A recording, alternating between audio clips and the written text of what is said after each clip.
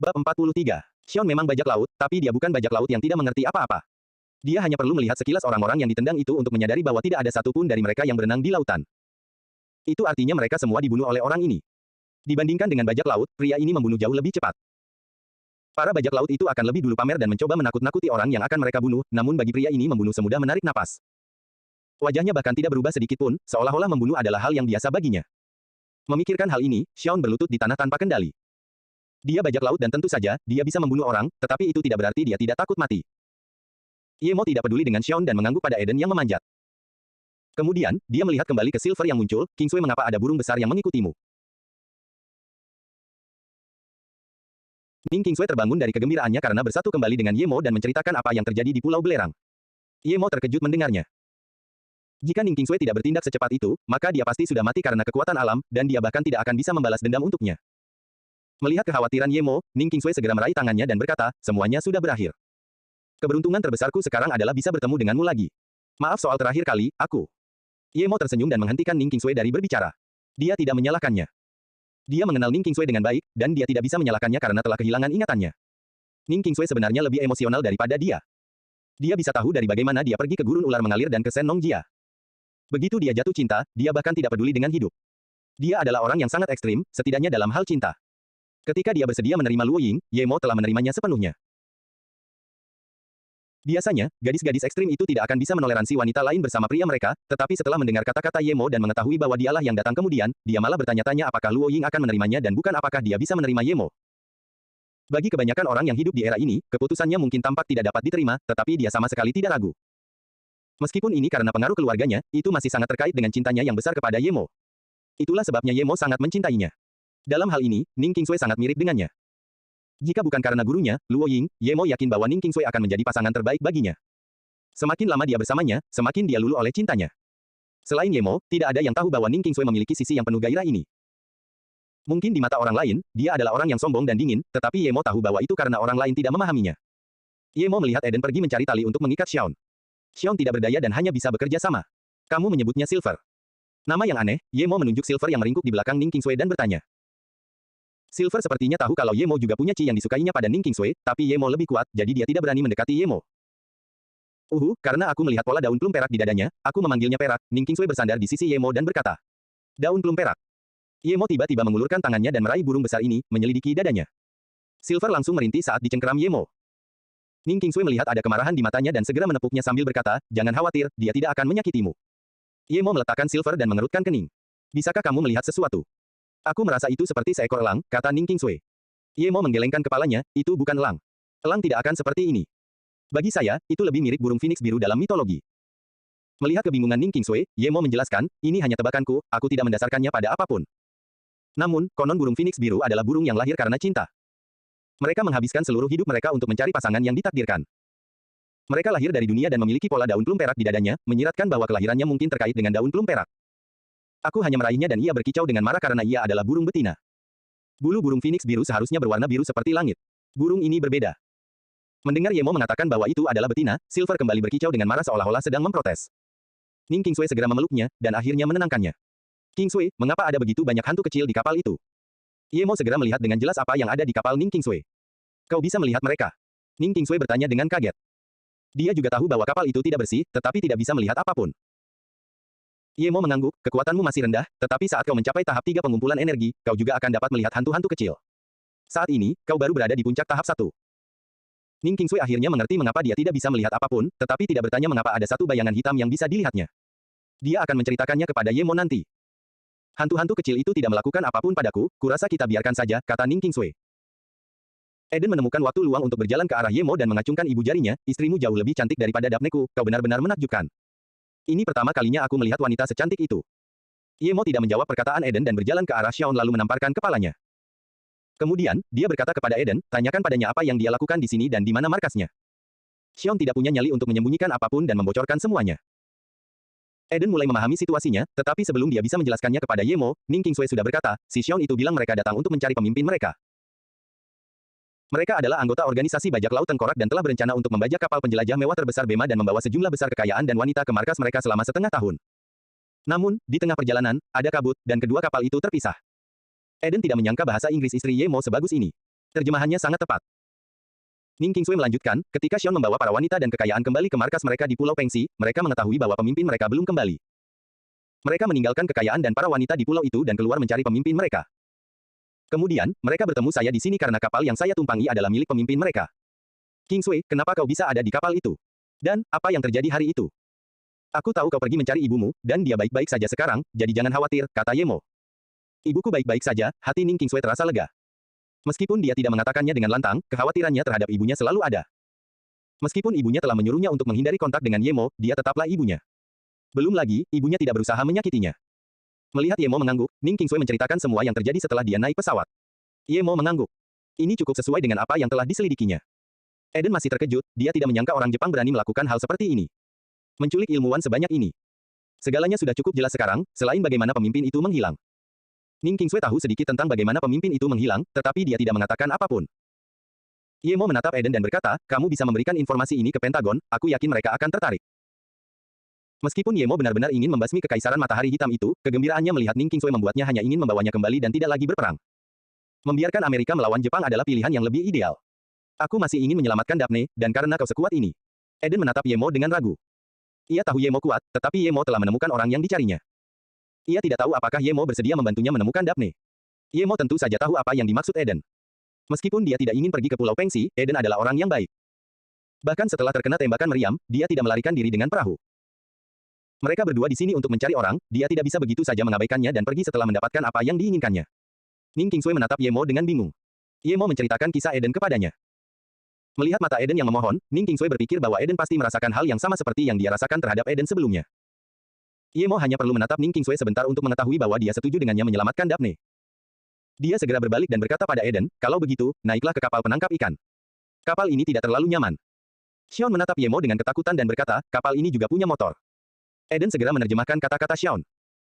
Yemo melambaikan tangannya dan berkata, kalau begitu, Eden, suruh Xion mengemudikan perahu dan jangan mencoba mempermainkan kita.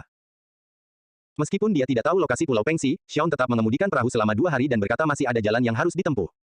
Yemo menyadari bahwa pulau itu memang berada di antah berantah. Pada hari ketiga, Eden tiba-tiba berlari ke Yemo untuk memberitahu bahwa dia telah menemukan kapal patroli AS dengan radar di dalamnya. Yemo dapat menebak bahwa kapal-kapal ini mungkin datang untuk menemukan Bema yang hilang, tetapi karena kapal bajak laut berhasil memindai mereka, ini berarti bahwa mereka pasti juga telah menemukan kapal mereka sendiri. Oh, Eden, apa pendapatmu? Yemo bertanya kepada Eden. Dia tahu hubungi Angkatan Laut AS dan menggunakan mereka untuk memusnahkan para perompak. Eden langsung berkata dengan penuh semangat, tentu saja, segera hubungi mereka. Dengan bantuan mereka, kita tidak hanya bisa menyelamatkan Daphne, tetapi juga orang lain. Terlebih lagi, semua kecurangan Jepang akan terbongkar. Meskipun Eden tahu bahwa Yemo sangat pandai bertarung sendirian, dia merasa Angkatan Laut AS lebih dapat diandalkan dalam hal pergi ke Teluk Bajak Laut. Yemo mengangguk, setuju dengannya.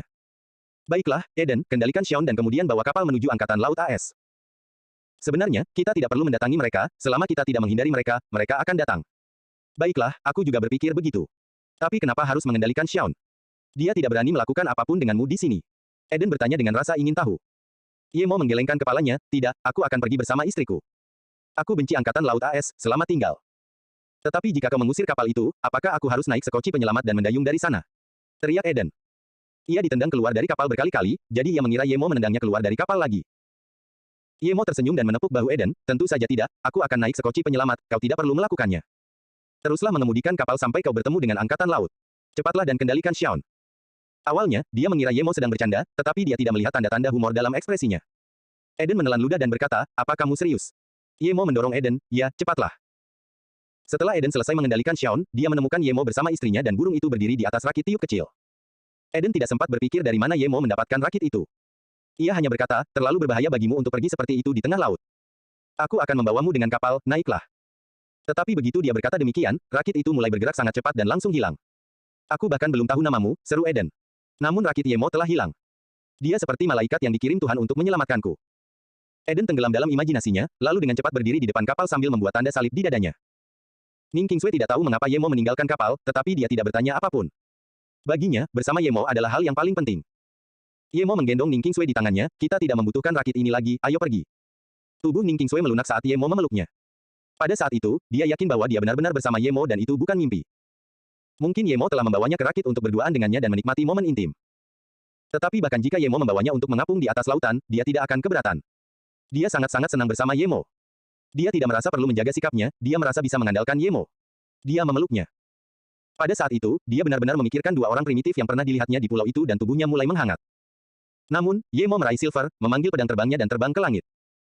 Silver melihat bahwa Ye Mo bisa terbang dan langsung berbaring di bahu Ye Mo sambil berkicau dengan nyaring.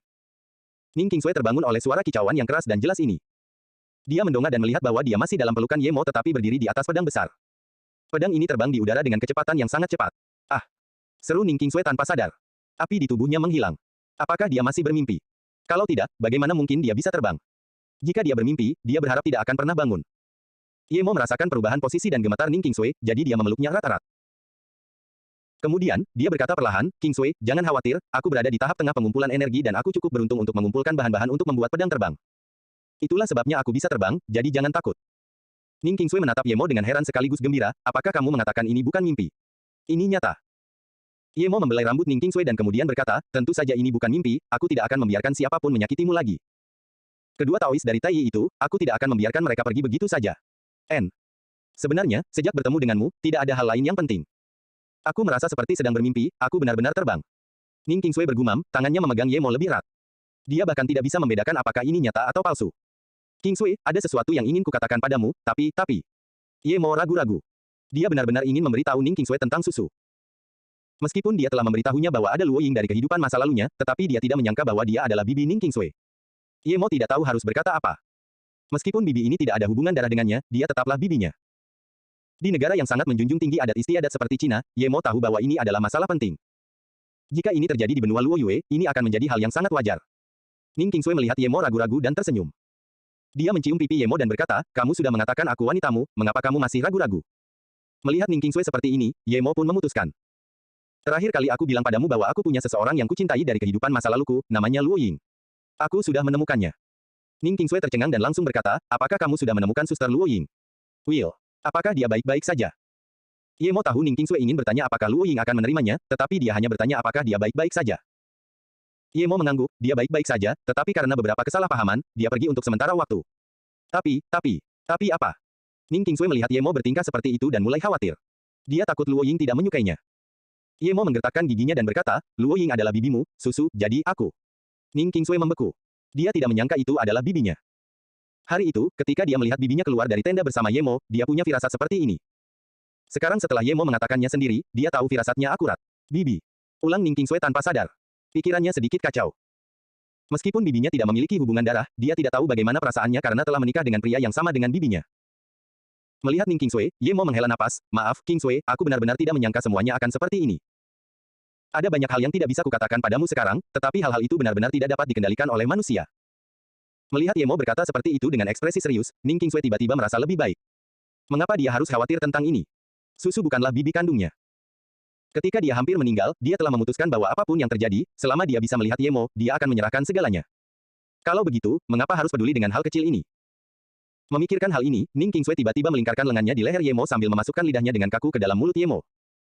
Ye Mo merasa senang karena reaksi Qingsui, dia bisa melihat bahwa dia bahkan tidak peduli tentang itu. Jawabannya juga sedikit kaku. Keduanya baru dalam hal ini. Tubuh Ning Qingsui menjadi semakin lembut, hati Ye Mo juga terbakar api. Jika mereka tidak berada di udara, mungkin mereka berdua tidak akan mampu mengendalikannya. Silver berkicau dengan tidak senang di samping, seolah-olah merasa tidak senang karena diabaikan. Ye Mo juga menjadi fokus. Dia memikirkan Luo Ying. Meskipun dia telah menerima Qingsui, dia tidak dapat melakukan hal-hal yang akan mengkhianati Luo Ying sebelum dia menemukannya. Terima kasih, Qingsui. Ye Mo memeluk Ning Qingsui dengan erat. Ning Qingsui menggelengkan kepalanya dan berkata pelan, ketika ingatanku kembali padamu, aku sudah memutuskan. Apapun yang terjadi, aku bisa kehilangan apapun kecuali dirimu. Kakak susu tidak punya hubungan darah denganku, tetapi meskipun dia bibi kandungku, kurasa aku tidak akan mau meninggalkanmu. Jantung Ye Mo berdegup kencang, hatinya terluka oleh kata-kata Ning Qingsui. Dia tahu Qingsui sangat emosional, tetapi dia tidak menyangka cintanya padanya begitu kuat. Mungkin ketika dia mengatakan ini, dia tidak memikirkan konsekuensinya. Tetapi cinta yang tidak mempertimbangkan konsekuensi ini membuat Ye Mo merasakan kegigihannya, dan juga memiliki beban berat di hati Ye Mo. Seiring dengan pertumbuhan Luo Yue, hampir semua perusahaan farmasi dapat membeli saham perusahaan tersebut. Bahkan jika mereka bukan subkontraktor, mereka dapat memperoleh keuntungan darinya karena memiliki hubungan dengan subkontraktor mereka sendiri. Kecuali perusahaan Yuan Bei. Bukan hanya CEO muda mereka yang gagal terpilih, ia juga dicaci maki dan dikeluarkan. Ia telah menjadi bahan tertawaan. Bukan hanya bahan tertawaan di industri farmasi, tetapi juga di kalangan masyarakat sipil. Jika masalah Yuan Bei dapat diatasi, mereka tetap tidak akan menjadi perusahaan farmasi nomor 1 di Asia. Terlebih lagi, bahkan jika Yuan Bei bisa, CEO muda mereka tidak bisa. Namun, Yuan Bei tidak perlu lagi melawan, karena Luo Yue sudah lebih dulu mengamuk pada mereka. Mereka tampaknya memiliki permusuhan besar dengan Yuan Bei. Mereka tidak hanya mengusir Yuan Qibing dari konferensi di depan seluruh dunia, mereka juga mengatakan bahwa mereka yang bekerja sama dengan perusahaan Yuan Bei tidak akan diterima di Luo Yue. Bam Yuan Qibing membanting meja. Sebelum perusahaan mereka bisa melakukan apapun, pendatang baru ini berani menjebak mereka. Itu keterlaluan. Yang membuatnya makin marah adalah orang-orang yang dikirim ayahnya untuk menangkap Ning Qingsui kebetulan berada di pesawat yang hilang itu. Luo Yue, oke. Karena aku tidak bisa memiliki Ning Qingsui, aku akan menggunakan Yu Miaodan sebagai gantinya. Meskipun kamu agak tua, tetapi itu membuatmu lebih kotor di ranjang. Nada bicara Yuan Qibing dingin, urat-urat di kepalanya menonjol keluar. Seorang pria berusia 50-an masuk sambil berkata dengan tenang, Bing, kamu terlalu gegabah. Di belakangnya ada seorang pria parubaya bertubuh sedang berusia 40-an. Yuan Qibing segera bangkit, ayah, Paman Ping, kalian di sini. Pria berusia 50-an itu adalah CEO perusahaan Yuan Bei, Yuan Zirong. Paman Ping adalah tangan kanan Yuan Zirong. Bertahun-tahun yang lalu, Yuan Zirong telah menyelamatkan Che Weiping dari kematian. Untuk membayar utang ini, Che Weiping hampir saja menjual hidupnya kepada Yuan Zirong dan mengubah namanya menjadi Yuan Weiping. Yuan Zirong duduk dan berkata, konon katanya manusia merencanakan sesuatu dan langit yang menentukannya. Kegagalan ini hanyalah nasib buruk, bukan kesalahan di pihak kita. Namun, saya heran perusahaan biasa seperti Luo Yue berani menyerang kita. Mereka hanya pendatang baru, beraninya mereka menyerang kita. Ayah, apakah mereka memiliki dukungan yang sangat kuat? Yuan Qibing menenangkan diri. Kekesalannya benar-benar karena kehilangan Ning Qingsui. Yuan Zirong menggelengkan kepalanya, aku sudah menyuruh Wei Ping untuk menyelidiki, dia tidak menemukan dukungan pemerintah yang kuat. Ada dua CEO di Luo Yue, salah satunya adalah Zhang Jiayan, seorang pensiunan tentara. Namun, asal-usul Yu Miaodan agak aneh. Sampai sekarang, aku masih belum tahu dari mana asalnya. Satu-satunya yang dikhawatirkan adalah bahwa baru-baru ini Ye Ling dari keluarga Ye muncul di Flowing Snake. Ye Ling ini mungkin ada hubungannya dengan atasan Luo Yue. Mungkin alasan Fei Yu dipilih adalah karena Ye Ling. Yuan Qibing tercengang, keluarga Ye Beijing. Mereka mendukung Luo Yue, bukankah itu berarti kita tidak bisa membalas dendam pada Luo Yue? Dia berpikir bahwa jika keluarga Ye melindungi Luo Yue, maka akan sulit untuk menidurkan Yu Miaodan. Meskipun keluarga Ye tidak sebesar dulu, keluarga itu tetap penting. Yuan Zirong menggelengkan kepalanya, Ye Ling tidak perlu dikhawatirkan, dia tidak bisa mewakili keluarga Ye. Dia mewakili dirinya sendiri. Terlebih lagi, keluarga Ye bahkan tidak bisa mengatasi masalah mereka sendiri, apalagi dengan Luo Yue. Jika keluarga Ye terlibat dalam bidang farmasi, maka kita harus berhati-hati, tetapi mereka tidak. Yuan Qibing mengangguk. Ia mengerti apa yang dimaksud ayahnya. Konon, ada konflik internal yang terjadi di keluarga Ye. Ye Weiqi dan Ye Weijin, yang keduanya memiliki jabatan tinggi di Beijing, telah diusir. Ye Wenqi meninggal dalam waktu kurang dari setengah tahun. Ditambah lagi, lelaki tua itu, Ye Beirong, telah pensiun dan keluarga Ye tidak memiliki generasi muda yang sukses. Mereka hanya bisa mendorong Ye Zifeng, yang berusia 20-an, untuk menjadi pemimpin keluarga yang baru. Jadi, meskipun keluarga Ye masih memiliki nama dari 5 keluarga besar Tiongkok, namun nama mereka sedang merosot. Namun, meskipun begitu, mereka bukanlah sesuatu yang dapat dibandingkan dengan keluarga Yuan. Luo Yue bertingkah seperti anak kecil, mengatakan bahwa mereka yang bekerja sama dengan kita akan dikucilkan dari kerja sama dengan mereka. Apakah mereka pikir mereka bisa menang seperti ini? Yuan Zirong mencibir. Yuan Qibing membuka mulutnya. Ia hendak membuat pernyataan bahwa mereka yang bekerja sama dengan Luo Yue juga tidak akan pernah dipertimbangkan oleh Yuan Bie. Sekarang setelah ayahnya mengatakannya seperti itu, ia memang tidak dewasa. Namun, Yuan Zirong tampaknya tidak melihat ekspresi putranya dan melanjutkan, Bing, kamu juga dapat membuat pernyataan yang mengatakan bahwa mereka yang bekerja sama dengan Luo Yue tidak akan pernah dipertimbangkan oleh Yuan Bei. Ayah, dengan cara ini, bukankah kita akan menjadi tidak dewasa seperti Luo Yue? Ayah baru saja mengatakan. Meskipun dia ingin mengatakan itu, dia merasa kata-kata ayahnya benar. Mereka tidak bisa menghadapi hal-hal yang tidak dewasa seperti itu. Kekanak-kanakan. Aku akan memberitahu mereka bahwa kita juga sama kekanak-kanakan seperti mereka. Aku ingin melihat siapa yang bisa lebih kekanak-kanakan. Yuan Zirong mencibir. Kemudian, dia melanjutkan, Wei Ping, segera sebarkan beberapa rumor yang menjelek-jelekkan pil kecantikan, di saat yang sama, juga sebarkan beberapa rumor yang mengatakan bahwa mereka yang minum pil kesehatan akan kehilangan fungsi organ. Kita harus meminta para spesialis untuk membuktikannya juga. Saya akan menghubungi Departemen Kebersihan dan Pengobatan. Jika tidak dapat menghancurkannya sepenuhnya, saya tidak perlu berbisnis lagi. Di saat yang sama, saya akan membiarkan wartawan mempromosikan Luo Yue. Wei Ping, kamu harus ingat, kamu harus membuat korban percaya bahwa itu karena pil, kita tidak dapat membeli bantuan ini. Ayah, apakah ayah mengatakan bahwa kita harus berpura-pura tidak dewasa dan ingin bertarung dengan Luo Yue, tetapi kemudian diam-diam menyerang dari belakang? Yuan Qibing tampak terkejut. Meskipun dia juga ingin melakukan ini, dia merasa itu kasar. Ayah akan menggunakan pemerintah dan media bersama-sama, dan kemudian menggunakan korban untuk menginjak-injak Luo Yue. Ini jauh lebih mudah. Kemudian, Yuan Qibing tiba-tiba teringat pada keluarga Ye.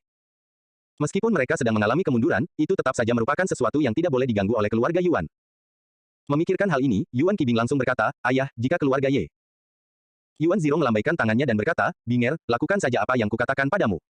Keluarga Ye tidak akan membantu Luo Yue. Bahkan jika mereka membantu, mereka akan ditindak. Selain itu, pemimpin keluarga Ye saat ini, Ye Zifeng, sangat konservatif. Sangat tidak mungkin mereka akan campur tangan dalam hal ini, tetapi aku sangat berharap mereka melakukannya. Yuan Zirong mencibir. Dalam dirinya Yuan Qibing melihat wajah seorang dalang, hal ini membuat Yuan Qibing semakin percaya diri. Ia merasa masih perlu belajar banyak dari ayahnya. Ayah, terakhir kali ayah mengirim orang ke Flowing Snake, lalu. Yuan Qibing teringat dua hal yang diucapkan ayahnya terakhir kali dan tak dapat menahan perasaan bahwa ayahnya sudah merencanakan ini sejak awal. Yuan Zirong melambaikan tangannya, Paman Ping akan mengurus ini, kamu tidak perlu khawatir. Dibandingkan dengan rencana jahat Yuan Bei Corporation, Yu Miao dan tampak tenang. Bahkan jika Ye Mo tidak menelepon balik, dia berencana untuk menyerang Yuan Bei Corporation, dan dengan alasan yang lebih masuk akal jika Ye Mo meneleponnya untuk menargetkan mereka. Jadi pada hari Ye Mo menelepon, Yu Miao dan langsung mengadakan pertemuan tingkat tinggi. Yang Jiu telah melakukan banyak hal baru-baru ini, dan diizinkan dalam pertemuan ini. Namun begitu dia datang, dia mengatakan sesuatu yang mengejutkan semua orang. Yaitu bahwa dia dan Han Zai akan membunuh ayah dan anak keluarga Yuan. Sejujurnya, meskipun Zhang Jiayan dan yang lainnya tidak menyukai saran Yang Jiu, Yu Miao dan merasa tersentuh. Memang akan lebih baik jika mereka melakukannya. Dia berasal dari mafia, jadi dia tidak keberatan. Namun, Zhang Jiayan berasal dari militer dan dia menolak keras hal ini. Saya merasa akhir-akhir ini, banyak orang anonim muncul di Flowing Snake. Mereka semua tampaknya sedang menyelidiki rahasia perusahaan kita. Saya pikir penting untuk menyerang perusahaan Yuan Bei, tetapi juga penting untuk melindungi rahasia perusahaan kita. Su Ping berkata dengan hati-hati. Dia belum berada di level bumi, hanya level tengah level hitam. Meskipun dia memiliki pil penambah Qi, dia perlu mencapai puncak level hitam sebelum dia bisa menggunakannya. Alasan dia sangat berhati-hati adalah karena dia telah menemukan banyak seniman bela diri kuno di antara orang-orang yang datang ke Flowing Snake. Dia tidak menyebutkan hal ini karena takut menimbulkan kepanikan. Apakah saudara Su juga merasakan hal yang sama? Sebenarnya, saya juga sudah lama merasakan hal ini. Saya merasa kita perlu membangun sistem di Flowing Snake. Kalau tidak, ini akan terlalu kacau, orang-orang acak bisa masuk dan keluar dari Flowing Snake dengan santai, kata Yu Miao dan sambil mengerutkan kening. Zhang Jiayan mendesah, menetapkan sistem. Flowing Snake adalah daerah perbatasan antara tiga negara. 80% tanah kita milik Luse dan 20% milik Vietnam. Jika kita secara terang-terangan memerintah di sana, maka kita mendeklarasikan kemerdekaan. Baik Luse maupun Vietnam tidak akan mengizinkan ini. Bisakah kita melawan dua negara? Mo Hai menghela napas, sebenarnya, aku khawatir kita sudah menarik perhatian kedua negara itu. Dahulu, Flowing Snake adalah tempat yang tandus, tetapi sekarang semakin makmur. Aku merasa Luse akan melakukan sesuatu. Namun, Ye Qianbei masih belum kembali. Aku ingin menyebutkannya tetapi aku tidak tahu harus berbuat apa. Setelah Mo Hai berkata demikian, suasana menjadi sunyi senyap. Baik Yu Miao dan maupun Zhang Jiayan tidak berbicara. Bukannya mereka tidak memikirkannya, tetapi mereka tidak menyangka Luo Yue akan berkembang pesat dan orang-orang akan mengincarnya. Kalau yang terlibat cuma satu orang, satu perusahaan, atau bahkan satu geng, itu nggak jadi masalah. Tapi kalau yang terlibat dua negara, bisakah satu perusahaan kecil melawan dua negara? Lebih jauh lagi, secara hukum, itu adalah tanah mereka. Melihat suasana semakin tegang, Yu Miao dan melambaikan tangannya dan berkata, jangan bicarakan ini dulu, mari kita bicarakan perusahaan Yuan Bei.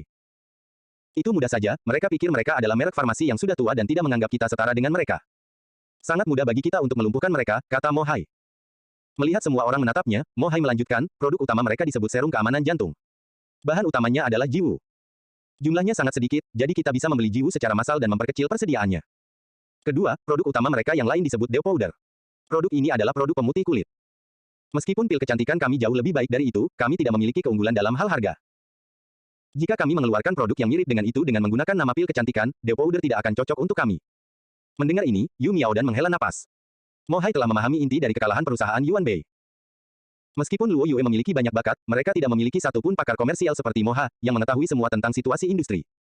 Sejujurnya, dia pun memulai kariernya sebagai gangster. Mereka tidak bisa terus seperti itu, dia perlu merekrut orang-orang berbakat baru. Hong Kong, Hotel Su Yue. Itu adalah hotel milik Su Yue Hua. Memiliki hotel bintang 5 di Hong Kong merupakan hal yang sangat penting. Su Yue Hua telah berjuang di Hong Kong selama sekitar 20 tahun sehingga ia memiliki 7 hotel seperti ini di Hong Kong dan daratan China. 3 di antaranya adalah hotel bintang 5. Sejak Lucy datang untuk bergabung dengannya, dia memang telah menyelidiki keempat saudara laki-laki keluarga Fu dan tahu bahwa inilah saat terbaik untuk bergabung dengan Ye Mo. Setelah ini, mungkin meskipun dia ingin berubah pikiran, Ye Mo tidak akan menginginkannya lagi. Meskipun kemampuannya bagus, dia dapat mengetahui dari pengalamannya bahwa Ye Mo tidak menyukai orang yang terus berubah pikiran. Dia sekarang berusia 36 tahun dan, jika dia menyia-nyiakan waktu, dia akan segera menjadi tua. Dia sudah punya uang yang bahkan tidak bisa dia habiskan, tetapi apa gunanya menghasilkan uang sebanyak itu? Dia menduga bahwa Ye Mo sudah berada di level surga yang agung. Jika Ye Mo benar-benar berada di level surga yang agung, maka akan sangat mudah baginya untuk membalas dendam demi dirinya. Su Yue Hua mengepalkan tangannya, dia memutuskan untuk menghubungi Flowing Snake. Sekretaris Su Yue Hua berjalan ke pintu dan mengetuk, "Saudari Hua, ada 2 tamu yang datang ke hotel." Salah satu dari mereka mengaku sebagai teman saudari Hua, namanya Ye Mo, ada juga gadis lain bersamanya. Hah. Su Yue Hua tiba-tiba berdiri, Ye Mo sudah datang. Cepat. Undang Tuan Ye masuk, oh, tunggu aku akan pergi sendiri. Begitu Su Yuehua berbicara, dia mendengar suara Yemo di luar pintu, CEO Su, tidak perlu begitu, saya sudah di sini. Senior Ye, silakan duduk. Azi, cepat buat teh. Su Yuehua dengan gugup mengundang Yemo dan Ning Qingsui ke kantor. Dia tidak menyangka Yemo akan datang sendiri. Yemo tersenyum, CEO Su, panggil saja aku Yemo. Qingsui, ini Su Yuehua. CEO Su, aku sudah pernah bercerita tentang dia. CEO Su, ini istriku, Ning Qingsui. Alasan Yemo tidak membawa Ning Qingsui kembali ke Ninghai, dan malah datang ke Hong Kong adalah karena dia masih ada urusan di sana. Itulah sebabnya dia datang untuk menemui Su Yuehua, tetapi juga karena Su Yuehua dia berhasil menemukannya dengan cepat kali ini. Dia bisa melihat betapa berharganya Su Yuehua. Perusahaannya Luo Yue baru saja berdiri dan dia membutuhkan orang-orang seperti Su Yuehua. Ye. Kau sudah menemukan istrimu. Su Yuehua tidak menyelesaikan kalimatnya, dia kemudian melihat Ning Qingsui. Dia pernah melihat Ning Qingsui di foto sebelumnya, dia adalah gadis yang sangat cantik tetapi ketika dia bertemu Ning Qingsui di dunia nyata, dia langsung terkejut. Dia tidak tahu apakah Yemo mencari Ning Qingsui karena kecantikannya, tetapi Ning Qingsui adalah gadis tercantik yang pernah dilihatnya. Su Yuehua tidak akan mengatakan tentang dirinya sendiri bahwa dia cantik, namun dia cukup percaya diri dengan penampilannya. Namun melihat Ning Qingsui, dia merasa dia hanya biasa saja. Ning Qingsui telah berganti pakaian dengan gaun biru, rambutnya yang hitam dan halus terurai di bahunya yang ramping. Dengan kulitnya yang seputih giok dan wajah yang cantik, orang tidak dapat menahan diri untuk tidak terpesona saat melihatnya. Kalung putih susu di dadanya masih memancarkan sinar samar, membuatnya tampak tenang namun juga asing. Jika matanya tidak selalu tertuju pada Yemo dan wajahnya tidak menunjukkan kegembiraan yang tulus, Su Yuehua pasti mengira dia adalah seorang dewi. Benar-benar ada wanita seperti itu. Bahkan dia, sebagai wanita, memiliki kesan yang baik terhadapnya, dia tidak dapat membayangkan apa yang dipikirkan pria. Su Yuehua akhirnya mengerti mengapa Yuan Qibing berpikir seperti itu, tidak mengherankan. Ning Qingsui tersenyum dan berjabat tangan dengan Su Yuehua. Dia tahu bahwa orang-orang yang melihatnya untuk pertama kali akan merasa heran. Namun, setelah menatapnya dalam waktu yang lama, orang-orang akan terbiasa. Namun, para pekerja di perusahaannya selalu terkejut dengan kecantikannya. Itulah sebabnya dia menyerahkan semua tugas kepada Li Mumei. Untuk menghindari kecanggungan. Su Yuehua tersenyum canggung dan menertawakan dirinya sendiri, Nyonya Ning terlalu cantik, aku bahkan tidak bisa menahan diri. Haha. Mengetahui hal ini, dia merasa tidak terlalu terkejut dengan kenyataan bahwa Yemo telah menemukan Ning Qingsui. Kakak Yuehua, panggil saja aku Qingsui mulai sekarang. Ning Qingsui tahu bahwa karena Yemo datang ke sini hanya untuk Su Yuehua, dia bukan orang biasa. Yemo duduk, minum teh, dan Su Yuehua bertanya, CEO Ye, saya ingin bergabung dengan perusahaan Luo Yue. Saya sudah memikirkannya, tetapi setelah menyelidiki beberapa hal, saya juga sedikit bingung. Bagi Yemo, bergabungnya Su Yuehua ke Luo Yue adalah kabar baik. Kemampuannya tak tertandingi. Dia jauh lebih hebat daripada Western Sen, seluruh organisasi, tetapi tak seorang pun punya kekuatan untuk menggunakannya. Yemo mengangguk, katakan padaku kekhawatiranmu. Su Yuehua mengatur pikirannya dan berkata, aku telah mengirim orang untuk menyelidiki di Flowing Snake, tetapi ternyata aku bukan satu-satunya, ada juga banyak orang yang menyelidiki Luo Yue. Luo Yue terlalu menguntungkan, dan telah menarik perhatian orang lain. Tentu saja, alasan Luo Yue dapat bertahan sampai sekarang berarti ada orang yang dapat menghadapi orang-orang seperti ini. Yemo mengangguk, Su Yuehua memang tidak mengecewakannya. Dia bahkan belum pernah ke Flowing Snake, tetapi dia sudah tahu orang-orang sedang menyelidiki di sana. Memang, Luo Yue terlalu tidak terlindungi di Flowing Snake. Tetapi dia dapat melihat dari nada bicara Su Yuehua bahwa bukan hanya itu. Seperti yang diharapkan, Su Yuehua mulai berbicara lagi, hal utama yang saya temukan adalah bahwa Flowing Snake terletak di antara Tiongkok, Vietnam, dan Luse. Oleh karena itu, 80% tanahnya adalah milik Luse. Luse baru berdiri di sana selama sekitar 30 tahun. Saya pikir begitu Flowing Snake berkembang, Luse tidak akan membiarkan Luo Yue tinggal di Flowing Snake. Atau, mereka akan mencoba mendapat. Jika demikian halnya, saya lebih suka yang terakhir. Namun, Flowing Snake juga merupakan bagian dari tanah Vietnam. Yemo mendengar ini dan menanggapinya dengan lebih serius. Bukannya dia tidak memikirkan hal ini, tetapi sebagai seorang kultivator, dia tidak pernah benar-benar menganggap ini sebagai masalah besar. Sekarang setelah Su Yuehua menyebutkannya, dia harus memikirkannya. Jika militer datang untuk mengambil Luo Yue, apakah dia harus menyerah atau tidak? Tidak mungkin dia akan menyerahkannya, jika demikian, mereka harus memulai perang. Dia bisa saja mengabaikan negara kecil seperti Luse, tetapi jika Su Yuehua ingin bergabung dengan Yemo, bagaimana mungkin dia tidak peduli? Dia juga tahu bahwa sekuat apapun Yemo, dapatkah dia menghadapi seluruh negara? Yemo tersenyum dan menatap Su Yuehua, lalu, apa pendapatmu? Su Yuehua berkata dengan tegas, saya punya dua ide. Pertama, perusahaan harus segera pindah. Kedua, kita bernegosiasi dengan mereka untuk membeli tanah itu. Jika sebelum Luo Yue ada di sana, akan lebih mudah, tetapi sekarang lebih sulit. Yemo mengangguk, kau anggap ini sebagai cara untuk mengetahui bahwa aku benar tentangmu. Tapi jangan khawatir. Karena akulah yang berani membuka pabrik di Flowing Snake, aku juga punya kemampuan untuk menyelesaikan masalah. Apakah ada hal lain? Mendengar perkataan Yemo, meskipun Su Yuehua masih ragu, dia hanya bisa menahannya dan melanjutkan, ada sebuah organisasi di Hong Kong yang disebut Empat Pandangan Aneh Hong Kong. Pemimpin organisasi ini adalah 4 bersaudara, tetapi saudara-saudara ini kejam dan tidak berperasaan. Bahkan Jiao Bianyi tidak berani menyinggung mereka dengan mudah. Saya menduga keempat saudara ini mungkin mencoba mencelakai CEO Ye, alasannya adalah karena pil penambah Qi Anda.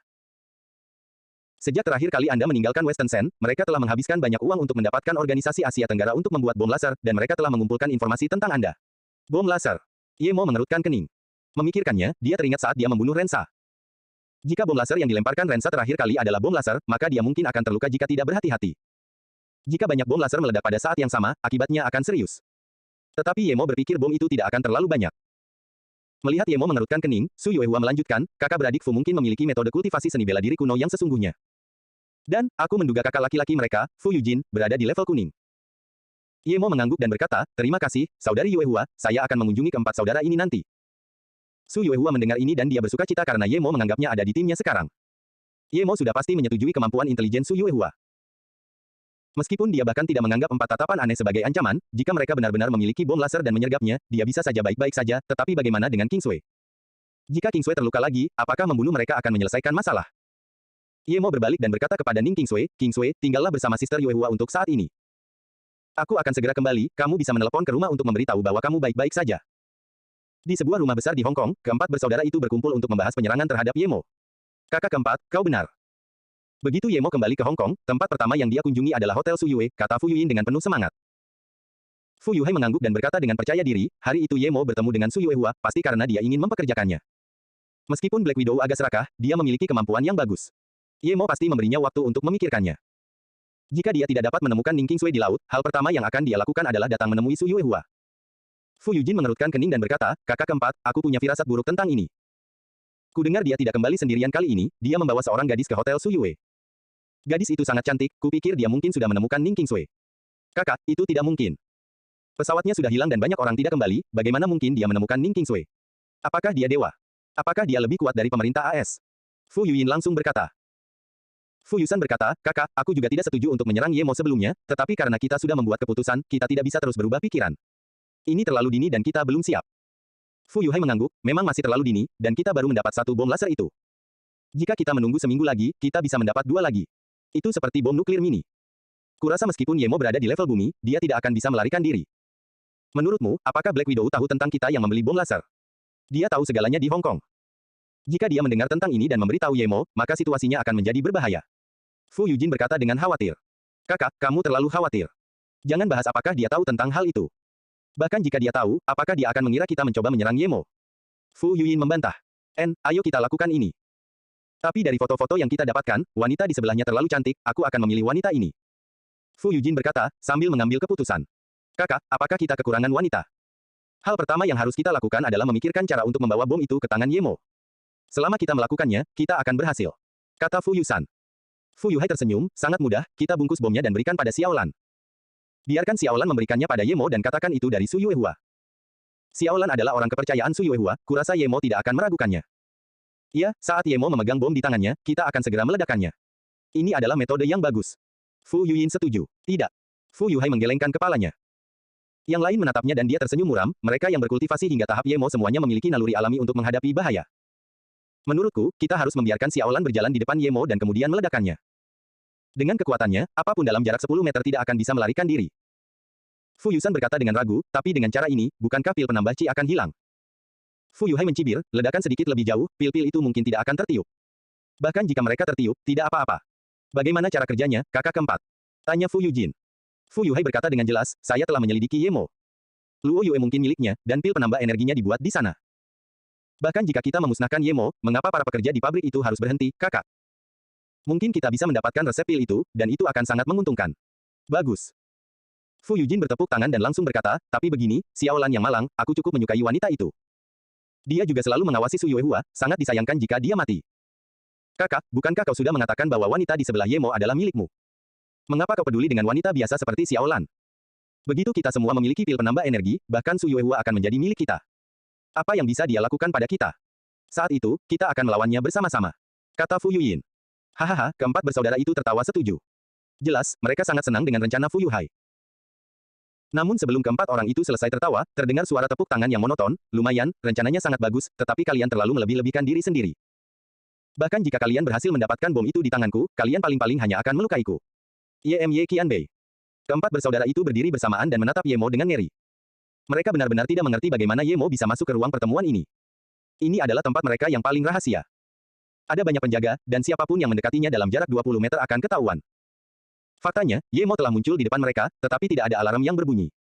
Xiaolan, apakah itu kamu? Dasar pengkhianat, beraninya kamu membawanya masuk. Fu Yuyin menatap gadis di sebelah Ye Mo dan mendesis marah. Gadis itu meludah dan berkata, aku milik Suster Yue Hua, aku tinggal di sini hanya untuk membantunya menyelidiki berbagai hal, bagaimana mungkin aku seorang pengkhianat? Lebih jauh lagi, bahkan jika aku tidak bekerja untuknya, kalian para binatang ingin aku mati bersama bom itu. Mengapa aku harus mendengarkan kalian? Dan, saudara Ye yang membawaku masuk hari ini, bukan sebaliknya. Hah. Keempat bersaudara itu menatap Ye Mo secara bersamaan. Mereka benar-benar tidak mengerti bagaimana dia bisa masuk ke dalam. Apakah dia bisa menjadi tidak terlihat atau semacamnya? Ye Mo semakin berterima kasih kepada Su Yue Hua. Jika bukan karena pengingatnya, dia mungkin tidak akan bisa menghindari rencana mereka, bagaimana jika mereka telah melukai Ning Qingsui. Terlebih lagi, Ye Mo telah melihat kekuatan bom laser, itu memang bisa melukainya. Yang membuat Ye Mo paling marah adalah mereka telah bersekongkol untuk mengambil Luo Ye. Meskipun Ye Mo tahu bahwa dengan Su Ping, mereka semua akan baik-baik saja, keempat orang ini tetap membuatnya kesal. Seolah-olah mereka tahu ini adalah satu-satunya harapan mereka, Fu Yuhai mengeluarkan bola hitam dan mengangkatnya, Ye Qianbei, aku tahu ini salah kami karena mencoba menyerangmu. Kami bersedia menarik kembali kata-kata kami. Jika Ye Qianbei tidak setuju, kita semua akan mati bersama. Lalu tangannya yang lain memegang kendali. Ye Mo mencibir, menurutmu, apa hakmu untuk bernegosiasi denganku? Fu Yuhai ingin mengatakan sesuatu, tetapi tiba-tiba dia merasakan kedua pergelangan tangannya sakit. Dia menunduk tanpa sadar dan segera menyadari bahwa kedua tangannya telah terpotong dengan rapi. Fu Yuhai hanya tertegun sejenak sebelum darah dari pergelangan tangannya yang patah menyembur keluar seperti aliran jet. Seketika, ia jatuh pingsan ke tanah. Saat Fu Yuhai jatuh ke tanah, tiga orang lainnya kembali ke dunia nyata dan menatap Ye Mo dengan kaget. Ketika mereka melihat bom dan pengendali di tangan Ye Mo, pikiran mereka menjadi kosong. Mereka telah mencoba menilai Ye Mo setinggi mungkin, tetapi mereka akhirnya tetap meremehkannya. Mereka bahkan tidak tahu kapan Ye Mo bergerak atau bagaimana dia mengambil bom dan pengendali itu. Xiaolan bahkan hampir pingsan. Karena pil penambah Qi yang luar biasa, mereka mencoba berjudi, tetapi sebelum pertaruhan dimulai, mereka sudah kalah. Fu Yuyin menggigil. Orang pertama yang berdiri dan berbicara adalah Fu Yuhai. Dia tahu bahwa di hadapan Ye Mo, mereka hanyalah serangga. Penyesalan adalah satu-satunya hal yang mereka rasakan sekarang. Jika bukan karena dorongan dari saudara kedua dan keempat, dia tidak akan berpikir untuk menyergap Ye Mo. Dengan kekuatan Ye Mo, bahkan jika mereka berhasil, mereka mungkin tidak akan dapat membunuh Ye Mo. Dia terlalu kuat. Saat mereka menyusun rencana, mereka hanya memperhatikan kekuatan pil pengumpul Qi tetapi gagal memperhitungkan kekuatan Ye Mo dengan tepat, mereka juga tidak menduga Black Widow akan menempatkan Xiaolan di samping mereka.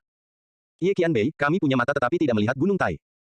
Kami bersedia memberikan semua yang kami miliki dan hanya memohon agar Qianbei mengasihani kami, kata Fu Yuhai.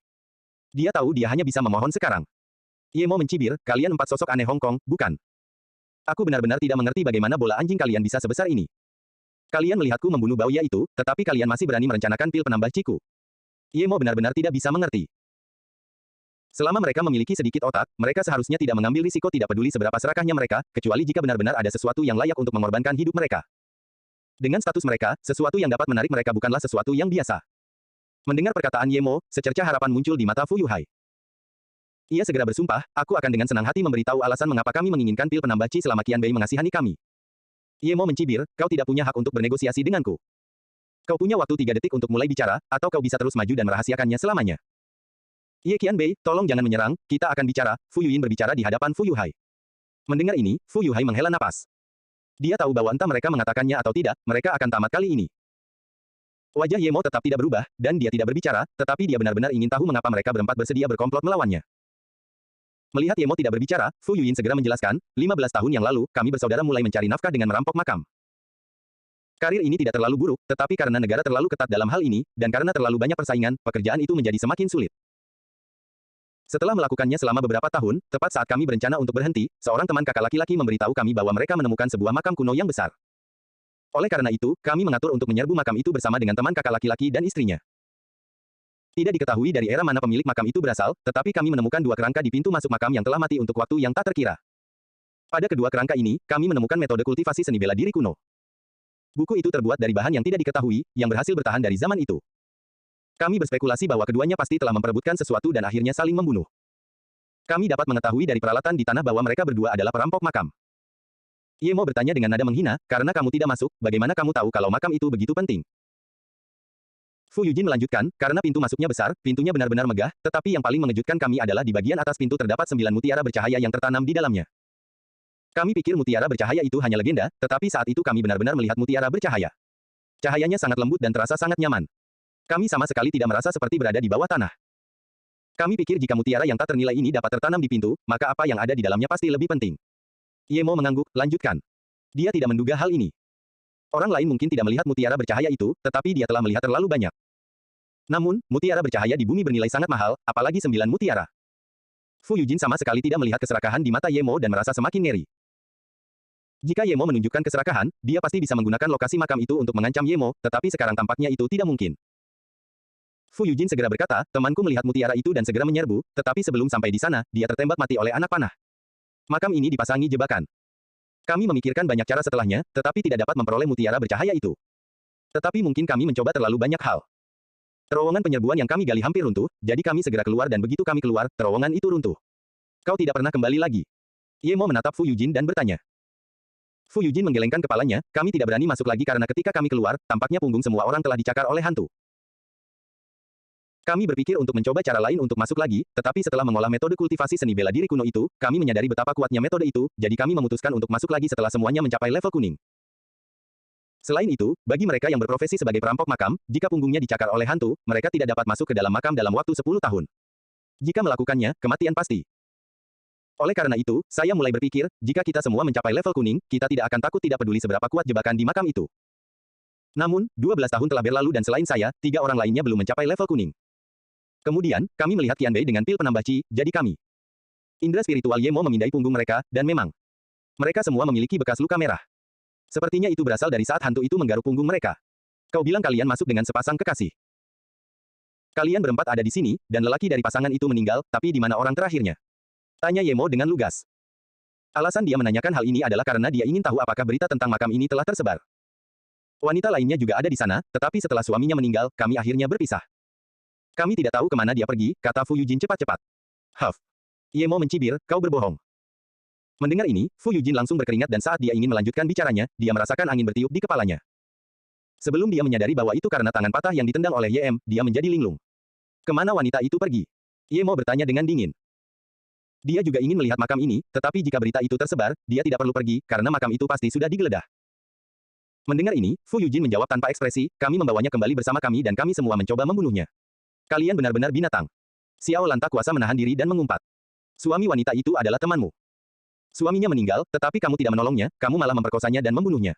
Sampah, sampah. Xiao Lan sangat marah. Yemo juga merasa sedih. Orang-orang sekejam ini tidak umum bahkan di alam kultivasi. Jika mereka takut wanita ini membocorkan berita, maka mereka bisa membawanya dan memenjarakannya. Bahkan itu akan lebih baik daripada apa yang mereka lakukan. Mundur selangkah, bahkan jika mereka harus membunuhnya, mereka tidak perlu memperkosanya. Bagaimanapun, suami wanita ini adalah sahabat mereka. Orang tidak mungkin salah berteman. Jika ada yang berteman dengan keempat bersaudara ini, mereka pasti buta. Xiao Lan, tunggu aku di luar. Aku akan segera kembali. Yemo tidak membutuhkan Xiao Lan untuk mengenali keempat bersaudara itu lagi, dan ada beberapa hal yang tidak ingin didengarnya. Xiao Lan tahu apa maksud Yemo dan berjalan keluar. Yemo membakar Fu Yuhai dengan bola api dan kemudian terus bertanya pada Fu Yujin, katakan padaku lokasi makam itu. Itu di Provinsi Yunzong, Gunung Salju, Fu Yujin menjawab tanpa ragu. Fu Yuyin menatap kakaknya dengan kaget. Dia mengira kakaknya akan menggunakan ini sebagai tindakan perlindungan, tetapi dia mengakuinya tanpa ragu-ragu. Tatapan mata Fu Yuyin tampak putus asa saat dia mengeluarkan sebuah buku kecil berisi kulit kambing dan memberikannya kepada Yemo sambil berkata, Ye Qianbei, ini adalah peta makam itu dan metode kultivasi kita. Xiao Lan tidak perlu menunggu lama sampai Yemo keluar. Dia tidak membiarkan mereka hidup, Yemo bukanlah orang yang penyayang. Membiarkan keempat saudara itu hidup berarti mendatangkan masalah yang tak ada habisnya bagi dirinya sendiri. Meskipun Yemo telah bertransmigrasi ke bumi dan cara-caranya yang biasa dalam menangani berbagai hal menjadi kurang agresif, dia tetap akan membunuh mereka yang perlu dibunuh tanpa ragu-ragu. Malam itu, Yemo ada sesuatu yang harus didiskusikan dengan Su Yuehua, jadi Ning Qingsui tidur terlebih dahulu. Karena pertemuannya kembali dengan Yemo, Ning Qingsui berada dalam semacam keadaan yang menyenangkan, tetapi karena kekhawatiran dan kelelahannya yang terus-menerus, ketika dia akhirnya rileks, dia jatuh dalam kelelahan yang luar biasa. Mungkin karena Yemo ada di sampingnya, Ning Qingsui langsung tertidur di tempat tidur. Yemo dan Ning Qingsui setuju dengan Su Yuehua untuk menempatkan mereka di kamar yang sama. Keduanya sudah menikah dan tidak lagi memiliki konflik seperti sebelumnya. Selain itu, Ning Qingsui sudah pernah tinggal bersama Yemo sebelumnya, jadi di dalam hatinya Yemo sudah menjadi suaminya. Tentu saja, dia tidak akan keberatan dengan ini. Ketika Ning Qingsui tertidur, Yemo menutup pintu dan mulai berdiskusi tentang masalah ular mengalir dengan Su Yuehua. Mereka memulai konferensi video, yang memungkinkan Yu Miaodan dan Zhang Jiayan untuk berpartisipasi. Yu Miaodan sudah terlalu sibuk dengan pengelolaan perusahaan, meskipun dia tahu ada banyak orang yang datang ke Flowing Snake, dia tidak punya waktu atau tenaga untuk menyelidikinya. Bahkan jika Yemo belum menemukan seseorang yang bertanggung jawab atas hal ini, dia berencana untuk mencari seseorang. Sekarang setelah Yemo menemukan Su Yuehua, itu sangat membantu Yu Miaodan dan yang lainnya. Orang-orang dari Luo Yue juga bisa tahu dari sikap Ye Mo terhadap Su Yuehua bahwa dia berharga. Ketika mereka selesai merencanakan masalah perusahaan, waktu sudah menunjukkan pukul 12 malam. Ye Mo meminta Su Yuehua mengakhiri konferensi video dan kemudian bertanya, "Saudari Yuehua, apakah Anda pernah mendengar tentang Pasir Utara?" Su Yuehua mengangguk, "Ya, itu organisasi yang sangat misterius, cabang mereka tersebar di seluruh dunia. Kudengar ambisi mereka juga sangat besar, mereka ingin mendirikan negara yang lebih demokratis daripada Amerika. Aku tidak tahu apa-apa lagi." Ye Mo mengangguk. Su Yuehua bisa tahu itu sangat berarti. Lagi pula, organisasi ini sangat misterius dan melakukan segala cara untuk mencapai tujuan mereka. Ye Mo sama sekali tidak percaya bahwa mereka ingin mendirikan negara yang lebih demokratis daripada AS. "Saudari Yuehua, saat kau tiba di Flowing Snake, sembari menyelidiki para penyusup itu, kau juga harus menyelidiki Northern Sen, kau bisa mendapatkan pendanaan yang kau butuhkan dari saudari Yu," kata Ye Mo dengan serius. Ye Mo sangat tidak nyaman dengan keberadaan Pasir Utara, tentu saja, ini terkait dengan Dong Fangxi. Meskipun dia telah membunuh Dong Fangxi, dia masih memiliki beberapa masalah yang belum terselesaikan dengan Pasir Utara karena cetak biru bunga matahari luar angkasa. Dia bahkan telah berjanji kepada Han Zixin bahwa dia akan mendapatkan bagian lain dari cetak biru itu. Su Yuehua terdiam. Dia tahu bahwa dengan kekuatannya, akan menjadi lelucon jika mencoba menyelidiki Pasir Utara. Melihat ini, Ye Mo tahu apa yang dipikirkannya dan tersenyum, "Kamu tidak perlu sengaja mengirim orang untuk menyelidiki, ingatlah saja itu untuk berjaga-jaga jika kamu mendengar sesuatu. Aku percaya bahwa karena kamu memiliki metode kultivasi seni bela diri kuno, kamu memiliki asal-usul yang cukup penting. Aku tidak tahu apa yang terjadi padamu, tetapi selama kamu tinggal di Flowing Snake, aku yakin kamu dapat mencapai level bumi dalam 3 tahun. Apa? Su Yuehua benar-benar terkejut. Dia telah menghabiskan lebih dari 20 tahun untuk mencapai tahap tengah level kuning, dan sekarang Ye Mo mengatakan dia bisa mencapai level bumi dalam 3 tahun. Jika ini seminggu yang lalu, dia akan berpikir Ye Mo berbohong padanya tetapi sekarang dia yakin bahwa Ye Mo tidak berbohong. Su Yuehua berdiri. Pikirannya yang terbengkalai tentang balas dendam muncul sekali lagi. Jika dia bisa mencapai level bumi, maka dia bahkan tidak akan membutuhkan bantuan Ye Mo untuk memusnahkan sekte kecil itu. "Kakak Mo, jika Yuehua ini benar-benar bisa mencapai level bumi dan memenuhi impianku untuk membalas dendam, Yuehua bersedia menjual diriku padamu seumur hidup." Su Yuehua mengubah gelarnya. Meskipun Ye Mo lebih muda darinya, jika Ye Mo benar-benar bisa membantunya membalas dendam untuk keluarganya, maka dia akan merasa puas bahkan jika dia meninggal. Dia telah menyerah untuk membalas dendam sebelumnya karena dia tahu bahwa dengan kekuatannya saat ini, itu berarti bunuh diri. "Saudari Yuehua, kamu tidak perlu melakukan itu. Kamu hanya perlu melakukan pekerjaan intelijen untukku, dan aku akan sangat senang," kata Ye Mo. Ye Mo kembali ke kamarnya. Percakapannya dengan Su Yuehua malam itu membuatnya sangat bahagia. Dia yakin bahwa Su Yuehua tergoda oleh syarat-syaratnya, dia tahu Su Yuehua pernah meragukannya sebelumnya, tetapi itu hanya karena dia tidak tahu seberapa kuat kekuatannya. Ning Qingsui tidur sangat nyenyak. Senyum di wajahnya menunjukkan bahwa dia pasti sedang bermimpi indah. Ye Mo tidak dapat menahan diri untuk tidak mengecup wajahnya dan duduk di sampingnya, berkultivasi. Di bumi yang kekurangan chi spiritual itu, jika dia tidak bekerja keras berkultivasi, perjalanannya akan berakhir. Namun, Ye Mo tidak hanya pekerja keras, tetapi juga sangat beruntung. Dia terus-menerus menemukan hal-hal baik, jika tidak, dia mungkin masih berada di tahap pengumpulan energi 1. Ning Qingsui berkata bahwa Tang Beiwei sudah kembali dan tinggal di Ninghai. Dia telah memutuskan untuk membawa Qingsui menemui Beiwei besok. Jika Beiwei bersedia, dia siap membawa Beiwei ke Flowing Snake.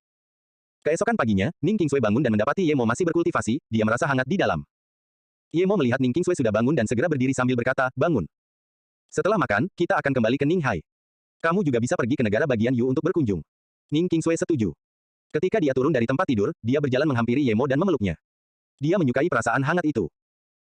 Ye Mo baru saja selesai berkultivasi, dan karena dipeluk oleh Ning Qingsui, yang masih mengenakan pakaian tidurnya, hatinya terasa panas.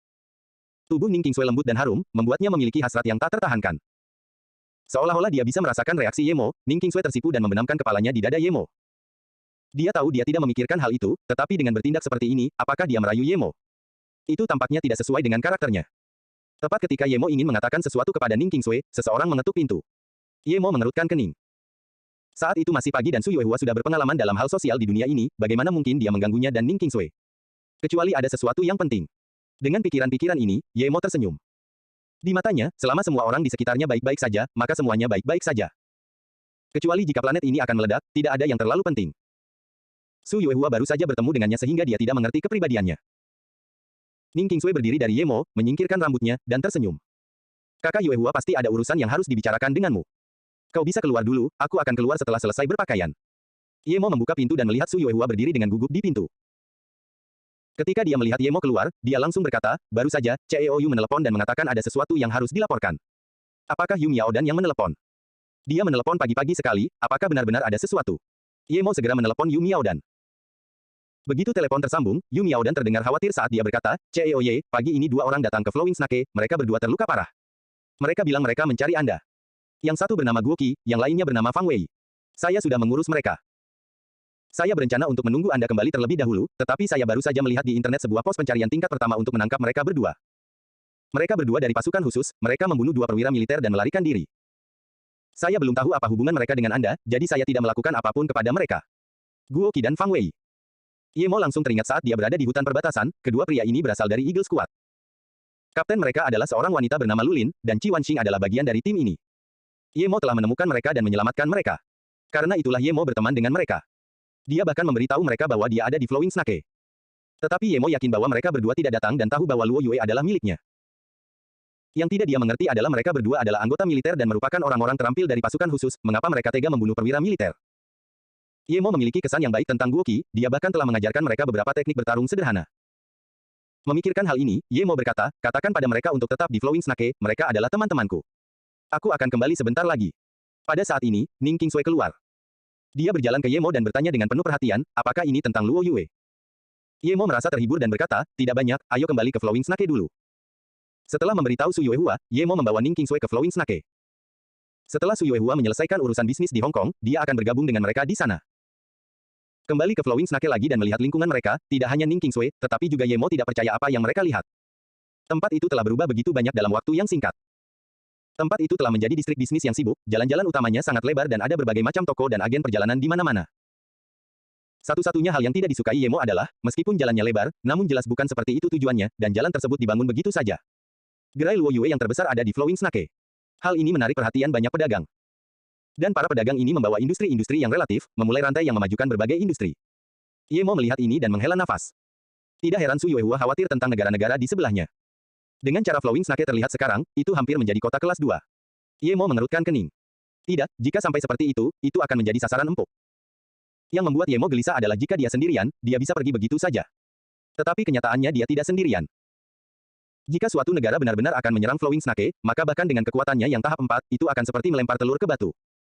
Tidak peduli seberapa kuat bola api dan bila anginnya, dia tidak akan mampu melawan pasukan. Kekhawatiran Su Yuehua beralasan. Dia harus segera menyelesaikan masalah ini. Jika tidak, semakin lama dia menunda, semakin banyak masalah yang akan terjadi. Meskipun Flowing Snake berada di bawah kendali Fang Nan dan anak buahnya, tempat itu awalnya kacau dan, seiring berkembangnya Flowing Snake, timbul masalah keamanan. Ye Mo dan Ning Qingsui hanya berdiri di sana dan menarik banyak perhatian. Ning Qingsui terlalu menarik, dimanapun dia berdiri, dia akan menjadi orang yang paling menarik. Kakak, apakah Anda butuh hotel? Kami menyediakan berbagai layanan, kami jamin Anda akan puas. Jangan khawatir. Saya bisa mengantar Anda ke sana sekarang, ikuti saja saya. Sebelum Ye Mo dan Ning Qingsui sempat melihat pemandangan itu, seorang wanita parubaya telah menghentikan mereka. Meskipun dia mencoba berbisnis, dari nada bicaranya, sepertinya Ye Mo sudah menyetujuinya. Dan setelah dia datang, orang-orang lain yang mencoba menjual barang berhenti di sekitar mereka. Ning Qingsui mengerutkan kening dan mendekati Ye Mo. Ye Mo berkata terus terang, tidak perlu, kita tidak perlu tinggal di hotel, minggirlah. Teman, bagaimana mungkin kau tidak tinggal di hotel di Flowing Snake? Tidak ada pil kecantikan setiap hari, tetapi selama kau tinggal di hotel kami, aku jamin kau setidaknya bisa membeli pil kecantikan, hehe. Dua pria kekar lainnya menghalangi jalan Ye Mo. Meskipun pria itu berbicara dengan Ye Mo, matanya tertuju pada Ning Qingsui dengan penuh nafsu. Setelah dia selesai berbicara, dia mulai bermain dengan pisau kecil. Ekspresi Ye Mo menjadi suram. Dia marah. Bagaimana Flowing Snake bisa berubah menjadi tempat yang baik seperti itu? Lucu juga dia pikir ini adalah tempat yang paling aman sebelumnya. Jika Ye Ling bukan saudara perempuannya, apakah dia juga akan diganggu seperti ini? Ini bukan untuk menarik bisnis, ini mengancam mereka untuk menginap di hotel mereka. Apakah kamu selalu memaksa pelanggan seperti ini? Apakah tidak ada aturan di Flowing Snake? Nada bicara Ye Mo tajam. Ini tidak berbeda dari Flowing Snake 2 tahun lalu. Atau mungkin lebih buruk. Dia benar-benar terkejut. Flowing Snake dihuni para penjahat, tetapi penduduknya tetap saja banyak. Kalau bukan karena orang-orang ini, bukankah penduduknya akan lebih banyak lagi? Sepertinya dia harus segera menyelesaikan beberapa masalah di negeri itu. Kemarahan Ye Mo semakin memuncak. Bagaimana Zhang Jiayan, Fang Nan, dan Yang Jiu bisa mengendalikan Flowing Snake? Ini sungguh konyol. Namun, Ye Mo kemudian meredakan amarahnya. Orang-orang ini memulai dari bawah, mereka tidak memiliki pengalaman dalam mengelola kota dan tidak memiliki sistem. Lumayan juga mereka masih bisa menstabilkan situasi dengan jumlah orang sebanyak ini. Huan Gui, sudah berapa kali kukatakan padamu? Jangan terlalu langsung pada pelanggan. Kau melakukannya lagi dan itu membuatku kesulitan. Sebuah suara muda terdengar. Pria kekar bernama Huan Gui itu menoleh dan melihat dua pemuda. Ia langsung tersenyum, saudara Huozi, jangan pedulikan saudara logam. Ayo, merokok saja, bos kita dan saudara logam adalah saudara, hehe. Meskipun dia tampak sopan, dia tampaknya tidak menanggapi saudara Huozi dengan serius. Ye Mo menatap pemuda yang berjalan mendekat dan matanya berbinar karena marah. Dia mengenalnya, dialah yang pergi ke Beijing untuk mencarinya. Pemuda ini bernama Xiao Huo, seorang pria setia Fang Nan. Tidak heran orang-orang ini begitu sombong, mereka mendapat dukungan dari seseorang. Para gangster ini tidak mungkin memiliki otoritas. Begitu mereka memilikinya, mereka akan memikirkan cara untuk mendapatkan keuntungan darinya. Dia bertanya-tanya siapakah pendukung saudara metal itu. Baiklah, jangan berlebihan. Meskipun saudara metal adalah saudaraku, Flowing Snake bukan milikku dan bukan milik saudara metal. Kau selalu seperti ini dan itu membuatku sangat kesulitan. Xiao Huo berkata dengan ekspresi muram. Dia merasa bahwa apa yang dilakukan banyak saudara bukanlah yang diinginkan oleh saudara Ye. Namun, saudara Nan telah berfokus pada kultivasi dan jarang mengurus masalah ini. Dia telah memberikan orang-orangnya kepada Rock dan Xiao Metal. Dan sekarang, beginilah situasinya. Maaf, saudara Huozi, kali ini saya harus menyelesaikan urusan ini. Kemudian, Huan Gui menatap Ning Qingsui. Xiao Huo menggelengkan kepalanya tanpa daya. Ia mendongak lalu mengusap matanya karena tak percaya. Ia benar-benar melihat Ye Mo dan Ning Qingsui. Wajah Xiao Huo langsung berubah. Ia segera berlari ke depan Ye Mo dan membungkuk, "Kakak, kau sudah kembali." Ye Mo mencibir dan mengamati para pedagang yang lewat. Tepat ketika dia ingin berbicara, dia melihat lebih banyak orang menghentikan pedagang asing lainnya. Mereka hampir mendorong dan menyeretnya pergi. Mengapa sampah ini ada di Flowing Snake? Apa yang dilakukan Fang Nan? Amarah Ye Mo semakin memuncak. Perusahaannya berpusat di Flowing Snake dan dengan kejadian seperti ini di sana, maka tidak peduli seberapa efektif produknya, itu akan memengaruhi kepentingan perusahaannya. Kau pikir kau siapa? Beraninya kau menunjuk jari seperti itu? Apa kau kakak laki-laki Xiao Huo? Kalau begitu, kukatakan padamu, jika kau ingin bersikap penting, lakukan itu di rumah, ini bukan tempat yang tepat untukmu. Huan Gui mengira Ye Mo adalah kerabat Xiao Huo. Ia tidak mendengar kata-kata Ye Mo dan berjalan menghampiri dengan nada menghina. Ia bahkan tidak menganggap serius Xiao Huo. Ia hanya memberinya sedikit rasa hormat karena ia adalah saudara dari Metal Brother. Menamparkan wajah Huan Gui tanpa diduga, minggir, bahkan jika kau salah satu anak buah Xiao Metal, aku tidak akan membiarkan ini begitu saja. Aku akan memukul Xiao Metal di sini, aku tidak peduli apa yang bisa kau lakukan. Oh, Cheng Ji Huo, kau sangat kuat. Kau bahkan bukan bos besar di Flowing Snake, beraninya kau memukul anak buahku. Aku ingin melihat apa yang akan kau lakukan. Kemudian, seorang pemuda lain membawa dua orang bersamanya dan berjalan mendekat. Salah satu dari mereka tampak mengenakan pakaian dari militer. Ye Mo mengenal orang ini. Dia adalah Xiao Metal, salah satu dari dua orang yang setia kepada Fang Nan. Yang satunya lagi bernama Rock, tetapi dia tidak menyangka dia akan menjadi seperti ini hanya dalam waktu 2 tahun. Ohamin mungkin dia tidak pernah berubah, dia selalu menjadi orang ini, tetapi Ye Mo tidak bisa memahaminya. Orang-orang ini benar-benar tidak masuk akal. Ning Qingsui melihat ini dan mengerutkan kening. Akal sehat. Akulah akal sehat, Xiao Metal hanya mengucapkan setengah kalimat sebelum dia melihat Ning Qingsui. Wanita yang sangat cantik, tetapi wanita ini tidak membuatnya bahagia. Dia sepertinya mengenalinya. Wanita ini pernah datang ke Flowing Snake sebelumnya, dan kakak Fang Nan telah memperlakukannya seperti tamu penting. Dia tampaknya adalah wanita saudara Ye. Itu dia, Xiao Metal merasa tidak enak. Dia akhirnya melihat Ye Mo, yang berwajah dingin, di samping Ning Qingsui. Jika dia punya kesempatan lagi, dia tidak akan melihat wanita itu terlebih dahulu, tetapi orang di sebelahnya. Begitu Xiao Metal melihat Ye Mo, hati dan tubuhnya bergetar. Dia adalah kakak dari kakak Nan. Dia bahkan belum sempat memanggil Ye Mo dengan sebutan kakak. Kakak Ye sebenarnya telah kembali ke Flowing Snake dan bawahannya Huan Gui telah mencoba memaksa kakak Ye, tetapi dihentikan oleh Xiao Huo. Xiao Metal bahkan tidak berani memikirkan apa yang telah terjadi. Dia sudah mengerti. Sudah berakhir, hati Xiao Metal dipenuhi kekhawatiran. Dia memang telah melakukan bisnis penguasaan terhadap bos besar. Dia bertanya-tanya apakah bajingan Huan Gui telah menyinggung wanita bos besar. Kakak Metal, Xiao Huo makin lama makin parah. Dia selalu menghalangi kita untuk berbisnis akhir-akhir ini. Kalau saja dia bukan kakak-kakak, aku pasti sudah. Suara Huan Gui tiba-tiba terhenti. Dia tidak dapat berbicara lagi karena Xiao Metal juga telah menamparkan wajahnya. Sebelum Huan Gui dapat bereaksi, Xiao Metal telah berlutut di depan Ye Mo. Huan Gui tercengang, namun sebelum dia dapat bereaksi dia melihat saudara logamnya telah berlutut di hadapan pemuda itu. Kakak Ye, aku benar-benar tidak tahu kalau itu kamu. Xiao Metal benar-benar takut sekarang. Orang lain tidak tahu kekuatan Ye Mo, tetapi dia telah melihatnya bersama Fang Nan. Ye Mo berkata dengan dingin, jadi, maksudmu jika itu orang lain, kamu akan diizinkan melakukan ini. Xiao Metal membuka mulutnya tetapi tidak bisa berkata apa-apa. Dia memang percaya itu. Karena Flowing Snake adalah tanah mereka, dan kakak mereka telah melarang perampokan. Lalu bagaimana jika mereka melakukan bisnis yang dipaksakan? Setelah menerima panggilan telepon dari Xiao Fire, Fang Nan berlari keluar secepat yang ia bisa. Flowing Snake tidak besar, ia tiba di tempat kejadian dengan mobil hanya dalam beberapa menit. Ketika dia melihat Xiao Metal berlutut di tanah dan Ye Mo yang tampak tidak senang, Fang Nan tahu bahwa keadaan tidak berjalan baik. Merupakan berita bagus bahwa saudara Ye telah kembali, tetapi dia tidak mengatur anak buahnya akhir-akhir ini. Apakah mereka telah melakukan sesuatu yang menyinggung bos besar? Sebelum mobil benar-benar berhenti, Fang Nan melompat turun dan berjalan ke arah Ye Mo dengan hormat, "Kakak Ye, kamu sudah kembali." Saat ia mempelajari ilmu bela diri kuno, Fang Nan tahu betapa lemahnya dirinya dan betapa kuatnya Ye Mo. Sebelumnya, ia merasa takut dan kagum pada Ye Mo, tetapi sekarang ia merasa hormat dan memujanya. Inilah alasan mengapa ia mengesampingkan semua barangnya dan memfokuskan seluruh waktunya pada ilmu bela diri kuno. Huan Gui benar-benar ketakutan, dia bahkan tidak berani bergerak. Bahkan kakak Metal Brother, Fang Nan, sangat menghormati pemuda itu, dan dia telah berpikir untuk mengambil wanitanya. Dia benar-benar ingin menamparkan dirinya sendiri. Baru beberapa saat, dan sudah ada Zhang Jiayan, Yu Miao dan Yang Jiu. Pada dasarnya hampir semua petinggi Luo Yue. Saat itulah Huan Gui benar-benar kehilangan harapan. Bahkan jika dia seorang idiot, dia bisa menebak bahwa pria itu adalah bos besar legendaris dari Flowing Snake. Yu Miaodan menatap Ye Mo dengan kaget. Dia tidak bisa mengerti tetapi dia harus menyimpan perasaannya untuk dirinya sendiri. Dia tidak berani mengatakannya. Dia telah menelepon Ye Mo di pagi hari dan baru kurang dari 1 jam sampai Ye Mo tiba di Flowing Snake. Jika dia benar-benar tidak tahu bahwa Ye Mo berada di Hong Kong pagi ini, dia akan mengira Ye Mo ada di dekat situ. Dia telah tiba dari Hong Kong ke Flowing Snake dalam waktu 1 jam, tidak heran Ye Mo berkata dia akan segera kembali. Dia benar-benar tercengang. Jika pil kecantikan dan pil kesehatan masih masuk akal, maka tiba di sana dalam waktu 1 jam adalah di luar pemahamannya. Bahkan jika dia memiliki jet pribadi, dia tidak mungkin secepat itu. Yu Miaodan baru menyadari bahwa dia masih jauh dari mengenal Ye Mo. Ceo Ye. Ceo Dong. Semua orang menghampiri Ye Mo dan menyapanya. Ye Mo mengangguk dan berkata, baiklah, kita sampai di titik ini hari ini berkat kerja keras semua orang. Aku yakin tidak ada yang ingin merusak apa yang telah kita bangun. Namun hari ini ketika aku kembali, aku melihat bisnis yang seperti penipuan. Jika seorang wanita datang ke sini, dia akan dipaksa menjadi pelacur. Flowing Snake adalah markas Luo Yue, tempat kita akan tinggal, bukan sarang bandit. Jika kau ingin menjadi bandit, pergilah. Ceo Ye, ini salahku. Zhang Jiayan menghampiri dan berkata. Meskipun dia sudah mendengar berita ini, dia tidak menganggapnya serius. Dia tidak menyangka bos besarnya juga akan ikut dipaksa. Kakak, ini semua salahku dalam hal manajemen. Setelah Ceo Zhang menugaskanku untuk mengelola keamanan Flowing Snake, aku memberikan wewenang kepada anak buahku untuk mengembangkan ilmu bela diri kuno. Aku tidak menyangka akan berubah menjadi situasi yang buruk ini.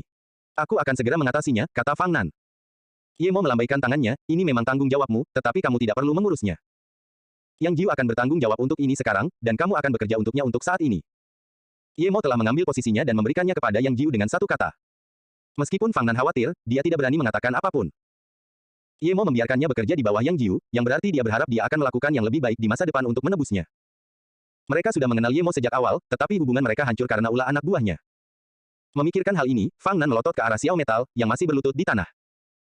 Jika Xiao Metal bukan salah satu anak buahnya yang paling setia, dia pasti sudah berencana untuk membunuhnya. Yang Jiu berjanji akan memenuhi misi Big Boss, Yang Jiu segera berjanji, setelah mendengar apa yang dikatakannya. Ye Mo berkata dengan jelas, untuk saat ini, kalian hanya akan bertugas membersihkan Flowing Snake. Kita masih perlu membahas bagaimana Flowing Snake akan dikelola di masa mendatang. Misi kalian selama beberapa hari ini adalah menyelidiki semua hotel, toko, dan bar di Flowing Snake. Ambil kembali semua hotel dan pusat hiburan, bunuh mereka yang tidak setuju. Kata-kata Ye Mo yang dingin dan mendominasi membuat semua orang di tempat itu gemetar. Membunuh jika mereka tidak setuju. Jika itu dikatakan di tempat lain, pemerintah akan mengejarmu. Tetapi itu adalah Flowing Snake, tanah Ye Mo. Ye Mo. Bahkan Ning Qingsui merasa bahwa kata-kata Ye Mo tidak tepat. Meskipun dia pernah ke Flowing Snake sekali, dia belum melihat beberapa hal. Dia hanya memanggil namanya sekali, tetapi tidak mengatakan apa-apa lagi. Karena Ye Mo melakukan itu, dia pasti punya alasan yang bagus. Tentu saja, Ye Mo punya alasan. Dari mereka yang bisa mendominasi di sana, dialah yang paling cocok. Dia tidak ingin Flowing Snake menjadi tempat di mana kekuasaan menguasai segalanya. Karena dia berencana menjadikan tempat itu sebagai rumahnya, dia harus mengendalikan kekuatannya. Tidak ada gunanya mencoba berunding dengan orang-orang ini. Ketika dia bisa sepenuhnya mengendalikan Flowing Snake, maka dia akan membuat hukum. Sebelumnya, dia hanya bisa menggunakan pembantaian untuk menyelesaikan masalah. Perkataan Ye Mo terkadang membuat semua orang merasa bahwa berbicara dengannya itu mudah, tetapi kemudian mereka menyadari bahwa pada saat-saat tertentu tidak mudah untuk berbicara dengannya sama sekali. Dan pada saat-saat seperti itu, dia sangat menakutkan. Ye Mo menatap Yang Jiu yang sudah bersemangat, dan berkata, jangan biarkan dirimu terpengaruh oleh bisnis penipuan itu. Adapun mereka yang mencoba menguasai Flowing Snake, bunuh saja mereka semua jika mereka telah membunuh di sini atau memperkosa wanita, tidak perlu melapor. Namun, jika kamu melakukan apa yang dilakukan orang sebelumnya dan menggunakan wewenang untuk keuntungan pribadimu, orang berikutnya yang akan kehilangan kepalanya adalah kamu. Iya. Yang Jiu menggigil. Ia mengerti bahwa boleh saja bersikap lunak terhadap teman, tetapi hubungan ini tidak boleh dibawa ke manajemen kota. Itu hanya akan membuat kota semakin buruk. Huan Gui mulai berkeringat. Dia telah membunuh banyak orang dan memperkosa lebih dari 10 wanita. Jika mereka mengikuti perintah Ye Mo, dia pasti akan mati. Xiao Fire tiba-tiba menunjuk ke arah Huan Gui dan 2 orang di belakangnya dan berkata, ketiga orang ini semuanya telah membunuh, dan aku juga tahu mereka telah memperkosa wanita yang datang ke Flowing Snake. Hehe. Aku juga tahu soal ini, tapi Big Boss tidak menelepon sebelumnya, Yang Jiu tertawa terbahak-bahak. Sebelum mereka sempat bereaksi, ketiganya sudah jatuh ke tanah. Selain Ye Mo, bahkan Zhang Jiayan tidak melihat apa yang dilakukan Yang Jiu. Dia adalah pembunuh Earthfin tingkat bumi. Ye Mo menatap dingin ke arah Xiao Metal yang tergeletak di tanah. Jika bukan karena Fang Nan, dia pasti sudah melemparkan bola api ke arahnya. Yang Jiu dan Fang Nan, bawa anak buah kalian dan mulai bekerja. Yang lainnya, ikut aku ke rapat. Ye Mo tahu bahwa bahaya di Flowing Snake bukan hanya yang pernah dilihatnya, bahaya yang sebenarnya berasal dari negara tetangga. Bahkan dia tidak dapat menghadapi bahaya ini dengan mudah. Setelah Ye Mo selesai, Yu Miaodan dan yang lainnya kembali ke markas Luo Yue, di mana Ye Ling bergegas datang. Dia baru saja mendapat kabar tentang kepulangan kakaknya, jadi dia segera berhenti mengerjakan obat yang sedang dibuatnya dan berlari keluar. Dia meraih lengan Ye Mo, lalu melihat Ning Qingsui.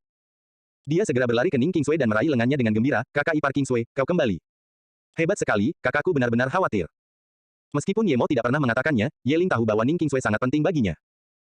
Meskipun dia dulu tidak menyukai Ning Qingsui, karena kakaknya menyukainya, bagaimana mungkin dia tidak menghormatinya? Terima kasih, Ye Ling.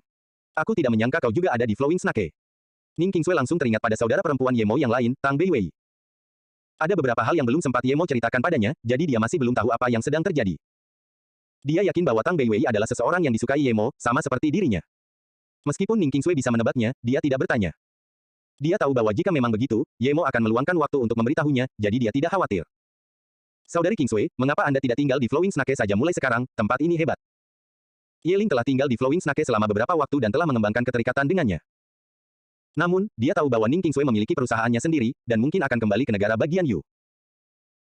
Dia tidak menyangka Ning Qingsui akan tersenyum manis dan berkata, baiklah, aku akan membawa beberapa barang kembali dari Ning Hai dan kemudian aku akan mulai tinggal di sini. Benarkah? Hebat sekali, kata Ye Mo. Ye Ling sudah lupa bahwa kakaknya ada di samping mereka. Ning Qingsui berpikir, meskipun keluarganya juga memiliki perusahaan, dia sekarang sudah menikah dengan Ye Mo. Jadi dia harus mulai membantu Ye Mo di Flowing Snake. Erhu dan Lu Xiaozhen juga datang untuk menyambut Ye Mo. Melihat semua orang yang dikenalnya datang menyambutnya, Ye Mo merasa lebih bertekad untuk mengubah Flowing Snake menjadi tempat yang aman bagi orang-orang ini. CEO Zhang, kumpulkan orang-orang ke ruang rapat terlebih dahulu. Ye Ling dan Qingsui juga boleh masuk ke ruang rapat terlebih dahulu. Saudari Yu, bawa aku menemui Guo Qi dan Fang Wei. Ye Mo tidak melupakan mereka. Meskipun dia tidak tahu mengapa mereka membunuh pejabat militer, tetapi jika mereka telah dijebak, dia akan membantu mereka. Guo Qi mendapat persetujuannya, dia adalah orang yang sangat setia. Ketika Ye Mo melihat Guo Qi dan Fang Wei, mereka jelas-jelas kebingungan dan tampak agak bodoh. Mereka berdua duduk di ruangan itu, tidak bergerak. Ada luka tembak di tubuh mereka, tetapi tampaknya Yu Miaodan telah meminta orang untuk mengurusnya. Saudara Ye, kami minta maaf. Kami telah merepotkanmu, kami benar-benar tidak punya tempat untuk dituju. Guo Qi melihat bahwa Ye Mo tidak berekspresi. Guru. Meskipun Ye Mo tidak menjadikan Fang Wei sebagai muridnya, dia masih biasa memanggil Ye Mo dengan sebutan guru. Ye Mo tersenyum dan mempersilakan mereka berdua duduk sebelum bertanya, apa yang terjadi. Guo Qi menghela napas dan tidak mengatakan apa-apa, Saudara Ye, aku sangat berterima kasih kepada temanmu, Saudari Yu. Jika bukan karena dia yang menerima kami mungkin sudah mati sekarang. Aku benar-benar tidak menyangka kau mengenal CEO Luo Yue. Setelah ragu-ragu sejenak, Guo Qi melanjutkan, sejujurnya, jika bukan karena Lin Lin, aku tidak akan datang ke sini untuk merepotkanmu, tetapi aku tahu bahwa tidak ada orang lain selain dirimu yang dapat menyelamatkannya. Meskipun permintaan ini terlalu berlebihan, aku benar-benar ingin menyelamatkannya. Guo Qi tidak selesai menjelaskan. Melihat hal ini, Fang Wei segera berkata, kakak Lu dan kakak Guo saling mencintai, dan terakhir kali saat kita kembali, kakak Lu telah dipromosikan. Ini adalah hal yang baik, tetapi tepat saat mereka akan menikah, sesuatu yang besar terjadi. Seminggu yang lalu, guru besar yang pernah mengajar kita, Susi, membawa seorang pemuda bernama Qiu Zifei untuk berlatih di regu kita. Asal-usulnya sangat kuat, dan dia bisa memilih regu mana yang akan dia ikuti. Akhirnya, dia memilih untuk tetap berada di regu elang yang dipimpin oleh Suster Lu. Ini tidak masalah, tetapi pada hari kedua setelah dia bergabung, dia mabuk dan masuk ke kamar Suster Lu ingin menyerangnya. Namun, dia tidak bisa mengalahkan Suster Lu dan pingsan. Qiu Zifei. Ye Mo tiba-tiba teringat keluarga Qiu Beijing, apakah mereka lagi? Jika iya, maka mereka benar-benar terlalu sombong. Dia baru saja memberi pelajaran pada Qiu Zize dan Qiu Dongchen di Beijing, tetapi sekarang mereka membuat masalah lagi. Fang Wei melanjutkan, begitu Qiu Zifei pingsan, pintu kamar Suster Lu ditendang hingga terbuka. Letnan Han dan seorang sersan masuk bersama-sama. Yang tidak diduga Suster Lu adalah mereka tidak hanya tidak menghentikan Qiu Zifei, tetapi malah menangkap Suster Lu. Kemudian, mereka mencoba membujuk Suster Lu untuk melakukan apa yang diinginkan Qiu Zifei, dengan mengatakan bahwa jika dia melakukannya, dia bisa langsung naik pangkat menjadi kolonel. Guo Qi mengepalkan tinjunya. Fang Wei menatap Guo Qi dan melanjutkan, tentu saja, Saudari Lu tidak setuju. Pada saat itu, Qiu Zifei berdiri dan menyuruh Letnan Han dan instruktur untuk menanggalkan pakaian Saudari Lu. Mereka berdua benar-benar ingin melakukannya dan hendak merobek pakaiannya. Tepat pada saat itu, Saudara Guo dan saya melihat pemandangan yang menjijikkan ini. Saudara Guo mengeluarkan belatinya dan menusuk Letnan Han tanpa ragu-ragu. Saya membantunya menghentikan sersan itu. Namun karena Saudara Guo melihat pakaian Saudari Lu robek parah, setelah dia membunuh Letnan itu, dia juga membunuh sersan itu. Guo Qi melanjutkan, hewan-hewan itu mencoba memperkosa Lin Lin, aku tidak bisa mengendalikan tanganku, dan aku harus membunuh mereka. Setelah kupikir-pikir, aku merasa Qiu Zifei melakukannya dengan sengaja. Hari itu, ketika dia mabuk dan memasuki kamar Lin Lin, dia masih diikuti oleh dua orang. Apapun yang terjadi, itu tampak sudah direncanakan. Jika aku tidak kebetulan mencari Lulin hari itu, aku tidak berani membayangkan apa yang akan terjadi. Fang Wei mengangguk, ketika Suster Lu memberitahu kami hal ini, Saudara Guo menjadi sangat marah dan meremukkan skrotum Qiu Zifei. Tepat ketika Saudara Guo hendak membunuh Qiu Zifei, orang-orang datang. Saudara Guo tidak memiliki senjata dan tidak berhasil membunuhnya tepat waktu. Dia mendorong kami dan melarikan diri, tetapi kami tidak pergi terlalu jauh karena kaki Suster Lu telah tertembak. Suster Lu berhenti dan menyuruh kami berdua untuk meninggalkannya. Dia berkata bahwa jika kami semua tertangkap, kami tidak akan memiliki kesempatan di masa mendatang. Meskipun kami juga telah tertembak, kami tetap melarikan diri. Akan tetapi, kami tidak punya tempat untuk dituju, jadi kami hanya bisa datang ke tempat guru. Saudara Guo ingin meminta guru untuk menyelamatkan saudari Lu. Saudari Lu ditawan di barak. Selain guru, tidak ada yang bisa menyelamatkannya. Setelah mendengar ini, Ye Mo merasa sedikit sedih. Dia tahu bahwa Guo Qi telah menebak dengan benar bahwa Qiu Zifei telah merencanakan ini. Dia ingin menggunakan mabuk sebagai alasan untuk memperkosa Lulin, tetapi takut dia tidak akan sebanding dengannya, jadi dia memanggil dua orang untuk membantunya. Jika itu terjadi padanya, dia akan membunuh semua orang tanpa ragu-ragu, seperti Guo Qi. Meskipun Lulin sangat montok, penampilannya biasa saja. Mengapa keluarga Qiu memilih Lulin? Namun Ye Mo tidak bertanya mengapa. Apapun alasannya, mereka harus bertanggung jawab. Melihat Ye Mo terdiam, Guo Qi berlutut, "Kakak Ye, aku tahu permintaanku terlalu berlebihan, tetapi aku tahu bahwa jika ada seseorang di dunia ini yang dapat menyelamatkannya dari sana, itu adalah kamu. Dengan kekuatan Susi, bahkan jika seluruh pasukan kecil kita menyerangnya, kita tidak akan bertahan semenit pun." Lin Lin sangat menyedihkan, dia memilih untuk bergabung dengan militer karena dia telah ditinggalkan tanpa perasaan. Aku lebih baik menderita sendiri daripada membiarkan Lin Lin diperkosa oleh binatang itu. Ye Mo segera menarik Guo Qi dan berkata, "Kita berteman, jangan seperti itu. Aku kenal Kapten Lu, aku pasti akan membantumu. Bagaimana dengan ini? Aku akan pergi ke rapat terlebih dahulu karena Luo Yue adalah perusahaanku, dan aku sudah lama tidak kembali. Aku akan menyelesaikan beberapa hal. Setelah itu, aku akan pergi bersamamu ke barak. Tuan, apakah Luo Yue adalah temanmu?" Mulut Fang Wei menganga lebar, wajahnya menunjukkan ketidakpercayaan. Ye Mo tersenyum dan mengangguk, "Ya, jika kamu tidak ingin tetap di militer, kamu selalu dapat memilih untuk membantuku di sini. Tentu saja, bagaimana aku bisa tetap bertugas di militer setelah ini? Kami akan mati begitu kami terlihat. Guo Qi, bagaimana denganmu?" Fang Wei bertanya dengan gembira. Dia tidak lagi tampak pucat dan mati rasa. Dibandingkan dengan Guo Qi, dia tidak peduli dengan keinginan orang lain. Guo Qi berkata dengan suara berat, "Apapun yang terjadi dengan Lin Lin, hidupku akan menjadi milikmu, saudara Ye."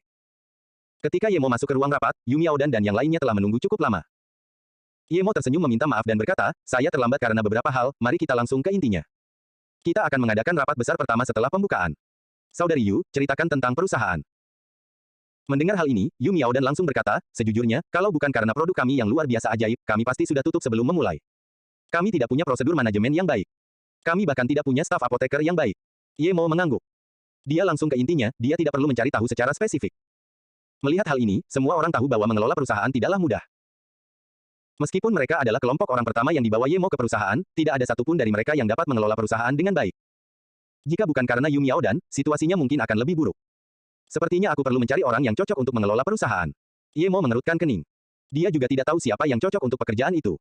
Bagaimana kalau aku mencobanya? Bisik Ning Qingsui di telinga Ye Mo. Meskipun dia belum tua, dia sudah memiliki pengalaman bertahun-tahun mengelola perusahaan. Ye Ling berkata dengan gembira, "Baiklah, kakak, biarkan kakak ipar yang mengurus perusahaan. Aku juga bisa membantu." Ye Mo tersentuh oleh ide itu. Karena Ning Qingsui telah mengatakan ini, itu berarti dia bersedia tinggal di Flowing Snake untuk jangka waktu yang lama, membantunya. Baiklah, kami akan melakukannya. Mulai sekarang, Qingsui akan menjadi presiden Luo Yue. Saudari Yu, CEO, bertanggung jawab atas penjualan, manajemen, dan ekspansi. CEO Zhang akan tetap bertanggung jawab atas produksi dan pembelian persediaan, serta beberapa hal lainnya. Kemudian, Ye Mo menatap Suping dan berkata, "Kakak kedua, aku serahkan keamanan perusahaan dan ular mengalir kepadamu. Mengenai orang yang mengelola, aku akan mencari seseorang." "Aku baik-baik saja," kata Suping bersemangat. Dia baru bersama saudara ketiganya sebentar dan sudah berada di tahap menengah tingkat hitam. Dia tidak bisa membayangkan di masa lalu seberapa cepat dia berkembang. "Masih ada beberapa masalah lain-lain yang akan kuberikan pada Su Yuehua untuk ditangani." Zhang Jiayan berkata dengan ragu, "Beberapa waktu lalu, ada banyak orang dengan identitas yang meragukan datang ke Flowing Snake. Namun, selama periode ini, kami belum memiliki cukup orang untuk menyelidiki. Setelah saya memberitahu Suping tentang hal ini, kami hendak memulai penyelidikan tetapi orang-orang ini menghilang sepenuhnya. Sangat menakutkan, seolah-olah mereka datang dan pergi bersama-sama berdasarkan suatu perjanjian.